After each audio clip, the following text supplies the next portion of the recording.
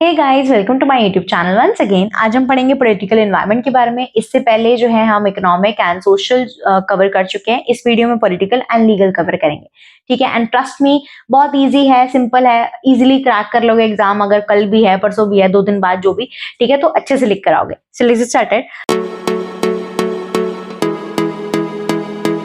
समझो कि मीनिंग क्या होता है पॉलिटिकल एनवायरनमेंट में। ऐसे पॉलिटिकल फैक्टर्स जो कि बिजनेस को इन्फ्लुएंस करते हैं या बिजनेस पे इंपैक्ट डालते हैं इज कॉल्ड पॉलिटिकल एनवायरनमेंट। मैंने आपको ये पिछली वीडियो में भी समझाया था, ठीक है। अगर नहीं देखी किसी ने तो जाकर देखो, उसमें मैंने ये चीज समझाई थी कि जो फैक्टर है ना, सॉरी, जो इन्वायरमेंट है उसका नाम लिखो, उसके आगे फैक्टर्स डाल दो एंड उसके बाद दैट इन्फ्लुएंसेस द बिजनेस, ठीक है। जैसे मान लो फॉर एग्जांपल मैंने इकोनॉमिक एनवायरनमेंट की बात करते हैं, तो इकोनॉमिक एनवायरनमेंट में आएगा those economic factors which impact the businesses is called economic environment. Social factors which impact the businesses is called socio cultural या फिर सोशो एनवायरनमेंट। ऐसे ही पॉलिटिकल फैक्टर्स दैट इन्फ्लुएंसेस या impact the business is called political environment, ठीक है। Meaning का तो tension मत लेना, ये मत सोचना हर एनवायरनमेंट के लिए हर उसके लिए अलग अलग करना पड़ेगा, नहीं।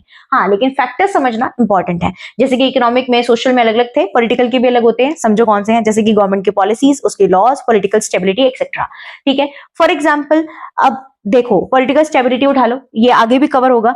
तो यहाँ पे पॉलिटिकल स्टेबिलिटी किस तरीके से वो इम्पैक्ट डालती है बिजनेसेस पे, कि जो हमारी कंट्री है, इकोनॉमी है, उसमें जो गवर्नमेंट है वो स्टेबल है या नहीं है, वो भी इम्पैक्ट डालेगी, ठीक है। जो गवर्नमेंट ने पॉलिसीज बनाई है वो भी इम्पैक्ट हमारे पे आती है। रूल्स एंड रेगुलेशन जो है वो भी बिजनेस पे इम्पैक्ट डालते हैं। जैसे कि जीएसटी आया था, उसने बिजनेसेस पे इम्पैक्ट डाला, ठीक है। कोई भी लॉ इनेक्ट होता है, कुछ भी होता है, तो वो इम्पैक्ट डालता है बिजनेसेस पे, ठीक है जी। चलो अब आगे बढ़ते हैं। कंपोनेंट्स ऑफ पॉलिटिकल एनवायरनमेंट की कौन से कंपोनेंट्स होते हैं। First is political stability. Political stability का मतलब है कि गवर्नमेंट कितनी स्टेबल है, ठीक है जी। अब स्टेबल गवर्नमेंट का मतलब क्या होता है कि जो पॉलिसीज है वो लॉन्ग टाइम तक सेम, मतलब सिमिलर रह रही है, ठीक है। लोगों में कंफ्यूजन नहीं है, इन्वेस्टर्स जो है वो कॉन्फिडेंट है कि हाँ हमारे को कहीं पे इन्वेस्ट करना है। अगर मीनवाइल मैं बात करूं अनस्टेबल गवर्नमेंट की, तो वहां पे पॉलिसीज बार बार चेंज हो रही है, कंफ्यूजन बहुत है, इन्वेस्टर्स को कंफ्यूजन बहुत है कि हम इन्वेस्ट करें या ना करें, रिस्क ज्यादा है। समझ में आया, ठीक है जी। Next is relationship with the other countries. देखो हमारी कंट्री का रिलेशन कैसा है दूसरी कंट्री के साथ, वो भी बिजनेसेस पे इंपैक्ट डालता है, वो आता है पॉलिटिकल एनवायरनमेंट में, ठीक है।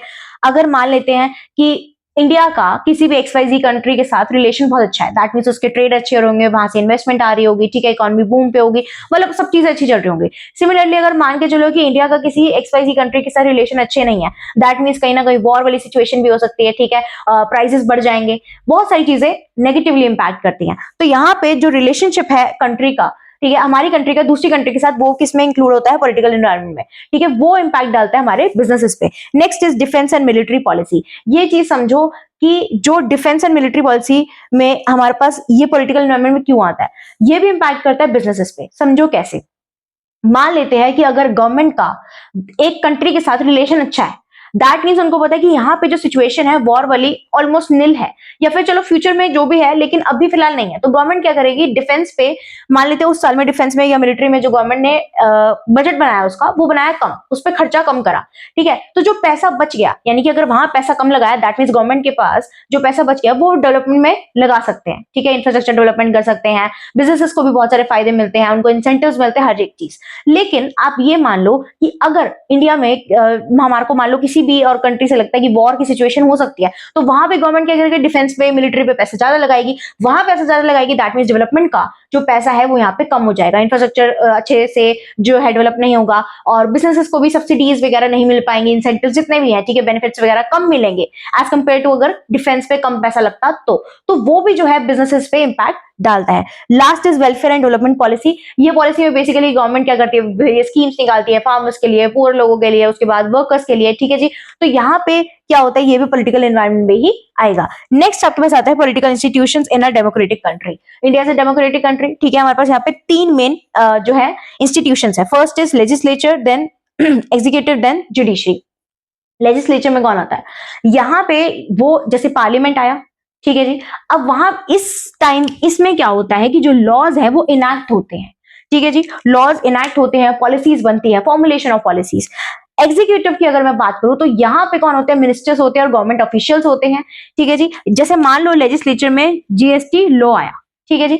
अब एग्जीक्यूटिव क्या करती है, नाम से ही समझ में आ रहा है एग्जीक्यूट करना, जो भी लॉज आए हैं, ठीक है जी, जो भी पॉलिसीज आई हैं फॉर्मुलेशन, उसको एग्जीक्यूट करना, ठीक है। तो यहाँ पे वो सब चीजें काम देखा जाता है कि जो भी लेजिस्लेचर में लॉज बने हैं उसको अच्छे से एग्जीक्यूट करना, चलाना उसे, ठीक है जी।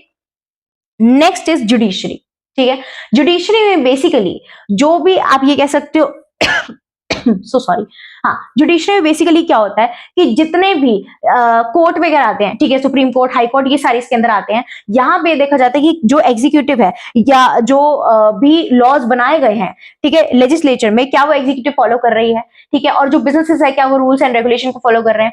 अगर कहीं पे भी यहाँ पे जुडिशरी लेवल पे कोर्ट को कहीं पे भी लगता है कि कोई भी अगर लॉ है जो कि आप ये कह सकते हो कि सही नहीं है, अनकॉन्स्टिट्यूशनल है लेजिस्लेचर के, तो वो वहां पे जो है लीगल केसेस भी कर सकती है। सबसे पहले मीनिंग समझो, it refers to the rules and regulation framed by government to regulate the business units, ठीक है जी।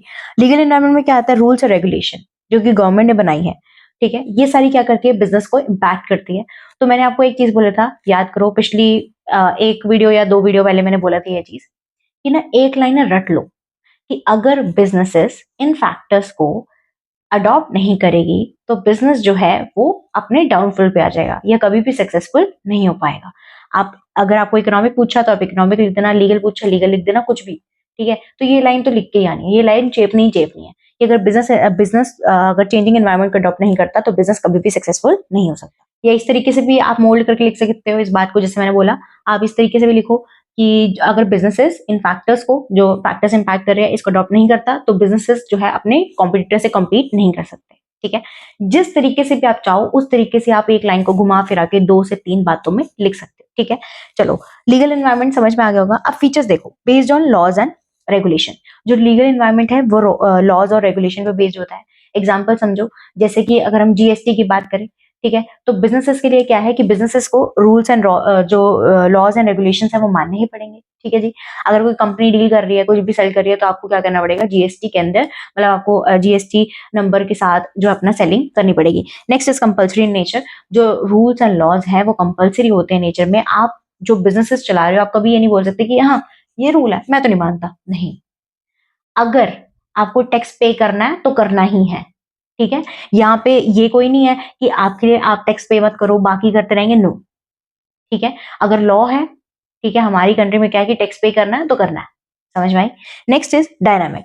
जो हमारे लॉज हैं, रेगुलेशंस हैं, वो चेंज होती रहती है। डायनामिक क्यों, जैसे मान लो एक गवर्नमेंट है, उसने पॉलिसीज बनाई, ठीक है, अब क्या हुआ, गवर्नमेंट चेंज हो गई, पॉलिसीज भी चेंज हो गई, तो टाइम के साथ चीजें चेंज भी होती रहती हैं, ठीक है। ये भी चीज इस तरीके से भी समझो कि पहले ओल्ड टैक्सेशन सिस्टम था, उसको जो है चेंज करके रिवर्स करके जीएसटी आ गया, right. Next is protects the share holders. यहाँ पे शेयर होल्डर्स को प्रोटेक्ट किया जाता है, इन्वेस्टर्स को, वर्कर्स को, कंज्यूमर को, ठीक है जी। जैसे कि सेबी क्या करता है, वो क्या करता है कि जो इन्वेस्टर्स है उसको प्रोटेक्ट करता है स्टॉक मार्केट में कि कहीं उनको इन्वेस्टर्स पे चीट ना हो किसी भी तरीके से, ठीक है जी। Last is helps in dispute resolution. यहाँ पे जैसे कि कोर्ट है, ठीक है, तो यहाँ पे जो डिस्प्यूट्स होते हैं उसको सॉल्व करवाने में हेल्प करता है, राइट। जैसे मान लो एक तरीके से अगर फॉर एग्जाम्पल किसी कंज्यूमर में पैसे पे नहीं करे हैं, तो सेलर जो है वो आप पे केस कर सकता है कि इस कंज्यूमर ने मेरे पैसे नहीं दिए, तो वहां पे भी रूल्स एंड लॉज आपका साथ देते हैं, राइट। नेक्स्ट आता है causes of failure of political and legal environment in India. India में जो फेलियर है उनका कॉजेज क्या है। First is unstable government. मैंने बताया कि गवर्नमेंट बार बार चेंज हो रही है, आज कोई और सरकार, कल कोई और। तो क्या होता है, बिजनेसेस में भी एक पॉलिसी थी, बिजनेस उसके अकॉर्डिंग काम कर रही थी, ठीक है जी, हर चीज उसके अकॉर्डिंग बन रही थी, गुड्स एंड सर्विसेज जो भी है, production according to that policy, ठीक है। अब क्या हुआ, सरकार चेंज हुई, उन्होंने पॉलिसी बदल दी। अब यहां से इंपैक्ट किस पे आया, बिजनेसेस पे, समझ में आया। Next is corrupt political leaders. यहाँ पे जो पॉलिटिकल लीडर्स हैं इंडिया में, ठीक है, नाम नहीं ले सकती मैं यहाँ पे किसी का, पर यहाँ पे क्या होता है, जो पॉलिटिकल लीडर्स है हमारे वो करप्ट है। वो किस तरीके से करते हैं कि अपने किसी फेवरेबल पर्सन को आगे कर दिया, किसी को टेंडर देना उसको दे दिया, ठीक है, जो अपने फायदे के लिए दिखा वो कर दिया, ठीक है। Next is corrupt administration. जो एडमिनिस्ट्रेशन है वो भी करप्ट है, रिश्वत ले लेना, ठीक है। किसी गवर्नमेंट ऑफिशियल ने रिश्वत ले ली कोई काम करने के लिए, कोई बिजनेसेस ने रिश्वत दे दी कि आप हमारे को जल्दी से लाइसेंस बना कर दे दो, मतलब जैसे लाइसेंसेस लगता है ना कुछ बिजनेसेस के लिए, तो लाइसेंस दे दो, उसको जल्दी करवाने के लिए रिश्वत दे दी, समझ में आया। Next is manipulation of funds. यहाँ पे जो फंड्स जिस काम के लिए यूज होना चाहिए उस काम के लिए यूज ही नहीं हो रहा, क्या हो रहा है कि वो अपनी पॉकेट में जा रहा है। जो डेवलपमेंट के लिए पैसा लगना चाहिए वो क्या हो रहा है, डेवलपमेंट के लिए नहीं लग रहा, इंफ्रास्ट्रक्चर ठीक नहीं हो रहा, पॉवर्टी लेवल और खराब हो ही जा रहा है, ठीक है, और अनएम्प्लॉयमेंट है, एजुकेशन लेवल बिल्कुल खराब लगा लो, ठीक है, बहुत लोग एजुकेटेड ही नहीं है, लिटरेट ही नहीं है लोग।